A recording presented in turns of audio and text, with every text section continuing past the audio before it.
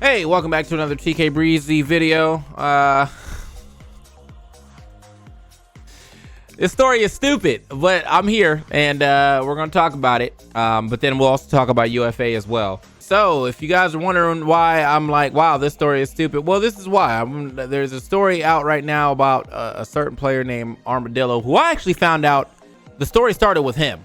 So I was like, oh, okay, this must be bad. So I looked into it, and it was not as bad as people were making it out to be. In fact, I wouldn't even really call it bad. Slightly weird, yeah, okay, sure, we can say it that, but like this does not deserve what I'm seeing happening on the timeline. So let's start where it actually starts from. So for some reason, Armadillo's got some haters or something like that, because there's a Twitter that came up called Armadillo.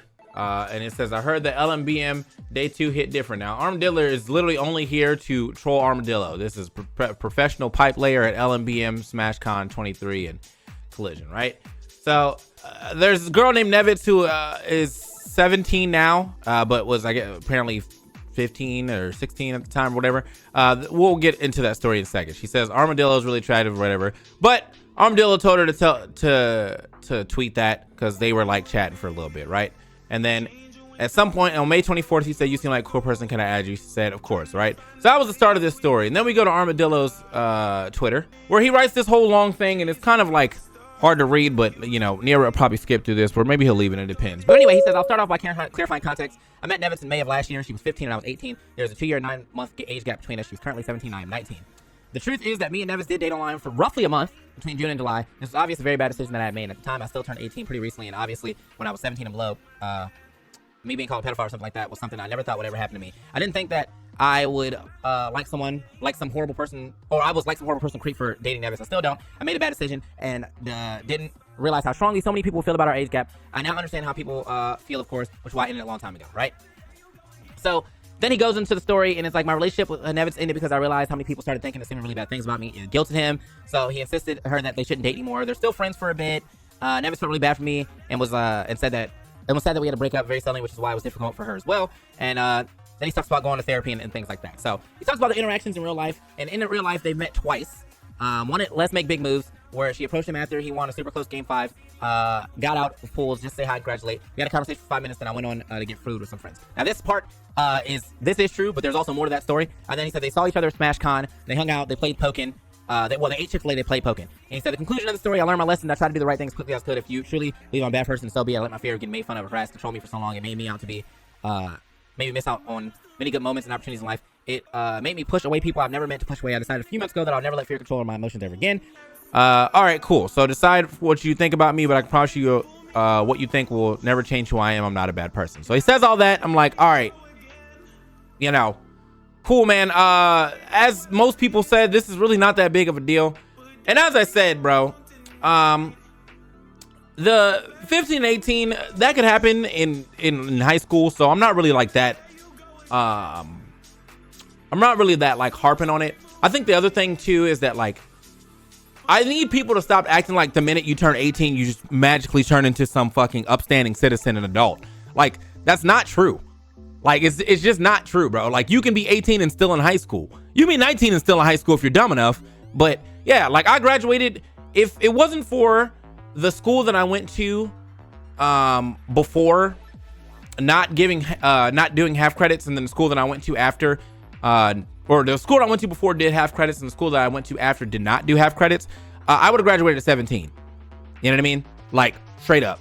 So, but I graduated at 18, so it is what it is. But like, I don't like that there's like this like almost double standard of like what an 18-year-old is supposed to be. So I see them as kids. Like, still, you know, yeah, you can vote and you can die for this country, but this country's rules are stupid in the first place. And I still see an 18-year-old, especially if you're a fresh 18, like you weren't 17 in 364 days, and you were like, what a dumb kid. And then you turn 18, and I'm like, this fucking adult, oh my God. Like, I'm gonna beat his ass. Like, no, bro, like, you're still a kid to me, bro. Like, that's just what it is. You know what I mean? We get more from Nevitz's side of things, which doesn't really take the story into anywhere else than except we get a little more context on something that happened that he said he didn't want to say because he was like, if she wants to say it, whatever.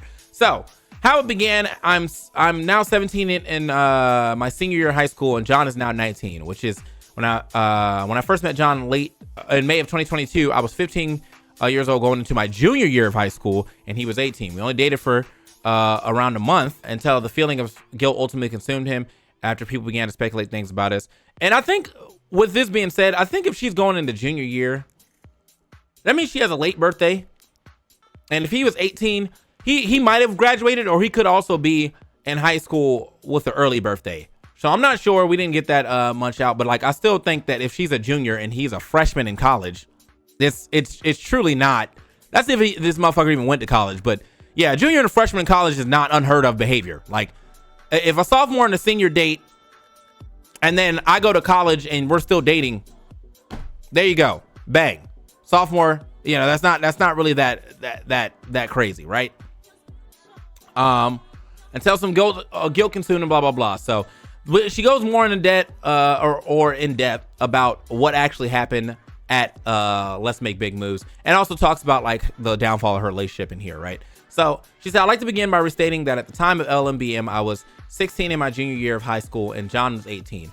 At the event, I mostly hung out with someone I used to be friends with, and was one of the closest friends inside the venue. Once left, okay. I saw John throughout the venue, interacted with him. A little later, I texted John and asked if I could come up to his hotel room at some point on the first day. He said yes, and I went to his room. Now, I think before this, oh, here we go. Yeah, I had mentioned an LMBM was coming up soon and asked if he would be interested in engaging in physical intimacy.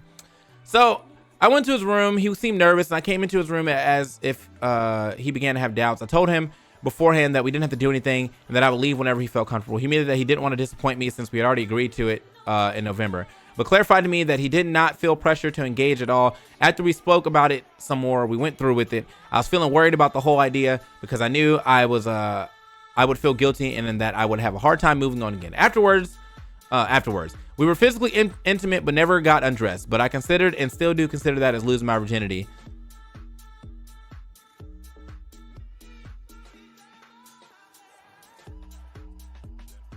Anyway, it only lasted a few minutes before we agreed to stop due to the doubts we were having. We apologized to each other, and then I left the room shortly after he stayed in his room because he said he wasn't feeling well and wanted to be alone. Since I knew it wouldn't be a good idea to talk to John at all after LBB and me, my friend Swag Fox and Jael would both help me move on, and now she's dating Jael or whatever. Smash Con, they saw each other, and everything that I said earlier happened here. They hugged. It was kind of awkward because they hadn't spoken for long. He asked if she wanted to play Pokken because he likes Pokken. She was like, I'm hungry. They went to Chick-fil-A, came back, played Pokken. In the past year and a half, her and John have gone through a lot, and then she said she would like to state that John did not engage in any intimacy at Collision or Smash Con or any other events other than briefly at LMBM, and I hope you're all able to have sympathy for both parties. Thank you. Now, I assume what happened in that room was some making out and maybe some dry humping. Yeah, I wouldn't really say that you lost your virginity there, but hey, man, whatever's sacred to you. Now, I will say, is this a story? No, it's not. It's not a story at all. Like, I think this is two young people dating, and if there wasn't such hangups on 18, I don't think this would be a thing, because genuinely, this is just a relationship that would happen if it progressed in high school over time. At one point in time, they were 17 and 15 and nobody blinked an eye, right? And then they were 18 and 15 and everyone's like, wow, that's crazy. And then they were 16 and 18 and now everyone's like, okay, well, that's not as crazy. And then they were 16 and 19 and they're like, wow, that's crazy. And then they were 19 and 17 and everyone's like, oh, okay, well, you know what I'm saying, it's fine now. So, like, how long does that have to go on before everyone's like, it's really not that big of a deal? I think this is like, I think the Smash community has now scarred people in a way that, like, could this be, as I said, could this be a little weird? Yeah, all right. I'm gonna go ahead and concede the fact that, like, would this be something that, like, be like, damn, you know what? Go forth, brother. But, like, if they worked it out and everyone is cool with it and there's no manipulation in there, okay, bro. I'm just not gonna, like, be on Twitter trying to blast the man to say that, like, he is the worst person of all time for dating someone that's almost 3 years younger than him, but in a reasonable area for that to happen.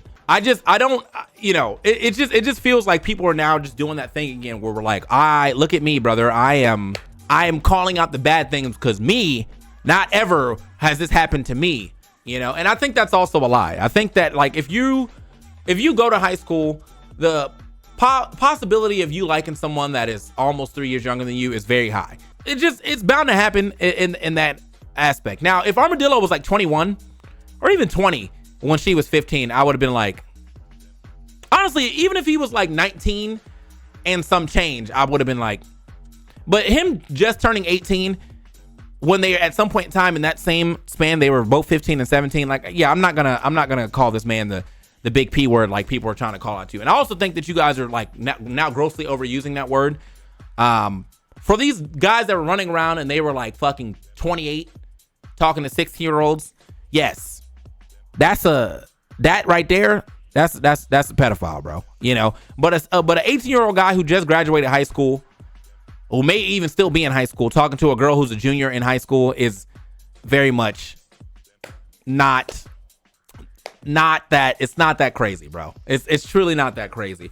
Like, this is absolutely nothing. This is nothing to be taught. This is probably happening right now next door to you, bro.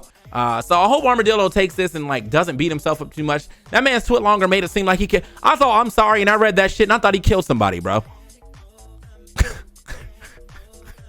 I thought he killed somebody, bro. I was like, what did he do? You did nothing. You did nothing, bro. Go on about your life. Keep playing your shitty ass character of Lucario and sometimes getting some upsets. So just why? All right. Anyway, that's all. The bottom line is that, bro, like if you're one of those guys that was talking all that shit online, shut the fuck up. But I saw a lot more people being on the side of like, bro, what are y'all talking about? You're good, bro. Like if you go through the what are these quote tweets? Yeah, a lot of these people were just like, bro, this is nothing. Anyway, moving forward from that, let's talk about a good story. It's fucking UFA. Now, one of the good things about UFA that we always like to talk about, the Josh Kitty pick is paid is crazy. One of the things that we like to talk about when we go to France is France's production value is insane. And I will tell you why, okay? France in itself fucks with esports. Like, they love esports over there. Shit's crazy. So it's much easy for France to like have these high-end production value tournaments because of the fact that the government is like, yo, esports, sick. Our government's like, esports, that's the reason why schools are getting shot up because of games, even though that's almost never the case. But, you know, to each their own, right? You know, we could just lie about it for sure, American government. But no, the French government is like, yeah, we fucks with this shit pretty heavy. So their production value looks insane. Absolutely. Yeah, Gluto met the fucking prime minister, bro. Aussi, on peut le faire, mais super. William, ou plutôt Glutoni, puisque tout le monde le connaît sous le nom Glutoni, quel impact penses-tu que ta victoire aura sur la communauté e-sport française? Alors je pense que ça va avoir un certain impact puisque si je suis là aujourd'hui par exemple, c'est en partie pas grâce à ça. Donc j'espère qu'il y en a beaucoup qui vont essayer de s'inspirer de ce qu'on fait pour nous pousser encore plus loin. Merci à toi. Like Gluto was literally like a actual celebrity in France, bro. Shit's crazy. But yeah, it was a cool top 8. I didn't watch all of it. I watched, I think, top 5, but I did get to see some cool stuff. Gluto taking the W here. I heard there was a little bit of collusion because they was like, yeah, the reason why Siski's over here is in T's path so that Siski could beat T so that Siski wouldn't have to play Gluto. So therefore Gluto will win the tournament. Or so T wouldn't have to play Gluto, therefore Gluto will win the tournament. And I was like, damn, bro, are we bracket rigging? That's crazy. That's crazy. However, regardless of how the seeds went, Gluto took the W.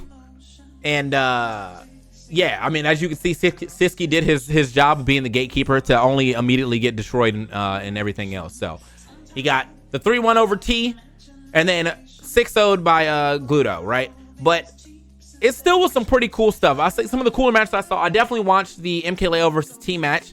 I saw the MKLeo versus Raflo match, and then the Flo versus Reflo match. I already knew that Reflo was gonna farm Flo though.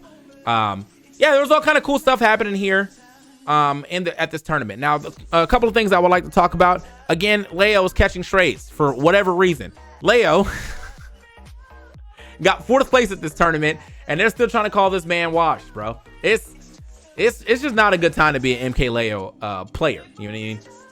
Man can't do shit. It's always like, oh, he's washed again. We got memes here for people being like, yeah. So at MK Longo saying go to take Leo's the GOAT. He cares less than all the people who make fun of him. He doesn't have to prove anything. He has reached everything he wants and is just enjoying life. And also the most chill top player you can ever imagine. Also a Leo supporter, go, right? And like, I'm gonna say, and then Leo actually takes it too, says, thank you, Longo, and all the people that have answered this tweet. You guys don't know how much appreciate the fact that you all get more mad and sad than me for this. All I can say is I don't really care about this. I'm just not who you guys think I am. Where do I start? I've been competing since I was 15. That was my age when I won Zero Saga. I'm almost 23 and my life has changed a lot during the time.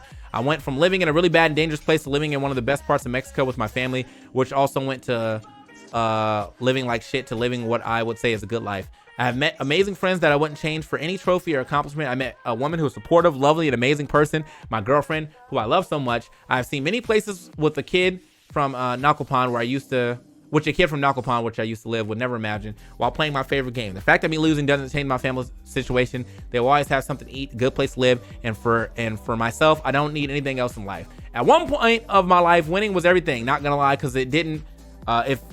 If didn't, my life was not going to change that way. Now that I've won so many times, not only in the game but in life, I realized that winning is not everything.